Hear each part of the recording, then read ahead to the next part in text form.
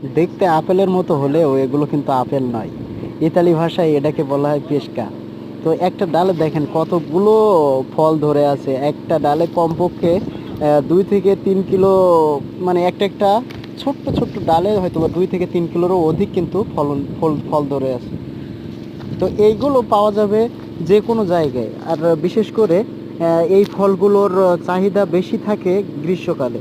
আর গরমকালেও কিন্তু এই ফলগুলো প্রচুর পরিমাণে ইতালির বিভিন্ন স্থানে দেখা যায়। তো দেখানোর চেষ্টা করছি যে এই ফলগুলো কি পরিমাণে হওয়া হয়েছে। তো একটা গাছে মিনিমাম আপনার 2 থেকে 3 মনেরও অধিক কিন্তু এই পেশকা ধরে থাকে। আর যেটা দেখতে আপেলের মতো, তো যখন অতিরিক্ত পেকে যায় তখন কিন্তু এটা নরম হয়ে যায়।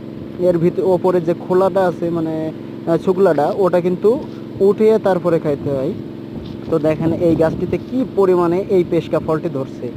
এটা এটা যে পেশকার 3টা জাত আছে, তার মধ্যে এই জাতটা সব থেকে সুন্দর এবং এই জাতটার ফলনও অধিক বেশি হয়, যার কারণে তারা এই জাতটা চাষও করে এবং এখন হয়তোবা বাণিজ্যিকভাবে এটার চাষাবাদ বাংলাদেশে শুরু হচ্ছে।